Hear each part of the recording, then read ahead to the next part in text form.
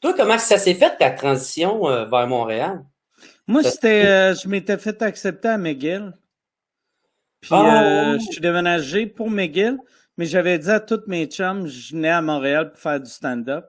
Puis là, ils me demandaient tout le temps, puis comment ça va le stand-up? Puis là, je disais tout le temps, j'ai pas commencé encore, pas commencé. Puis à un moment donné, j'ai fait de la gaffe de leur dire, ah, ça va bien, ouais, je fais des petits shows. Puis là, ils ont fait, ah ouais, c'est où tu joues? Puis là, j'ai fait à croire, je jouais tout le temps au Comedy Works, les lundis. Puis ils ont fait, parfait, tu vas être là lundi. J'ai fait, ouais, puis ils ont fait, OK, on monte à Montréal te voir. Ça, c'est tes parents, ça? Non, mes chums Ouais, de tes Québec. chums. Ah, ouais. Ouais. Fait que là, j'ai appelé le Comedy Works, puis j'ai demandé de pogner un 5 minutes, puis c'est de même que j'ai commencé. J'ai dit au gars, quand tu me présentes, fais semblant que je suis connu, je suis un habitué de la place. C'est ça qu'il a fait. Il baisse les culottes après, quand il donne le micro. T'es l'habitué. C'était weird, par exemple, tu sais, parce que, tu sais, aussitôt que j'ai commencé à parler, mon micro, je sais pas ce que j'ai fait, mais j'ai accroché de quoi, puis le fil, il a tombé. Puis là, j'avais aucune idée comment le connecter. Puis je me disais, tabarnak, me semble un pro saurait quoi faire.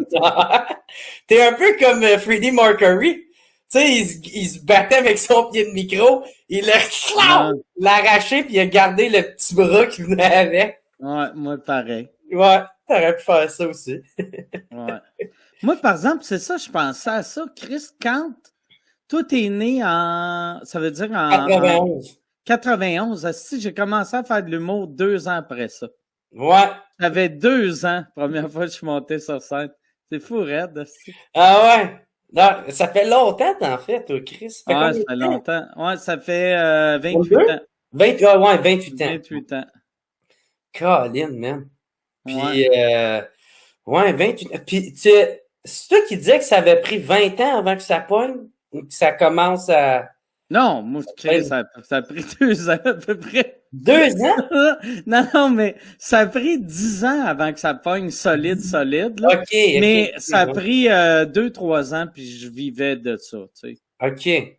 Ouais, mettons, j'ai commencé à vivre de ça en 95, puis j'ai commencé à bien vivre de ça en 96. Mais tu sais, bien vivre de ça, là, on s'entend, là. C'est pas si bien que ça.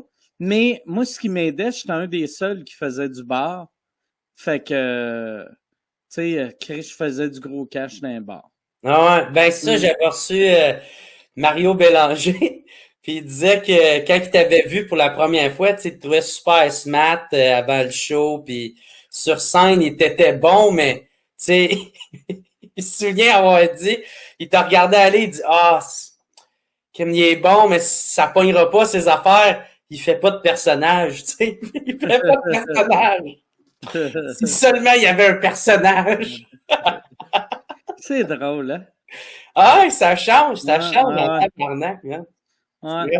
Mais tu sais, moi, Sylvain Larocque m'avait dit un moment donné, il avait dit, ça marchera pas tes affaires parce que il y a juste 10% du monde qui aime ce genre d'humour-là. Fait que maximum, tu pourrais aller chercher, c'est 10% des Québécois. Puis là, j'étais comme, Chris, c'est beaucoup, ça, 10% des Québécois. Tu sais, à l'époque, on était 6 millions. J'étais comme, 600, imagine s'il y a 600 000 personnes qui tripent sur moi, tabarnak, je vais être millionnaire, tu sais. Ben ouais. Mais lui, il disait ça, pas pour me décourager, là, mais pour me faire réaliser que ça avait pas de sens. Mais moi, je prenais ça comme un compliment. Ouais. Ouais. Et c'est le podcast de Jerry Sepot. Ouais, le nouveau podcast de Jerry Sepot. C'est quoi le nouveau podcast de Jerry Sepot?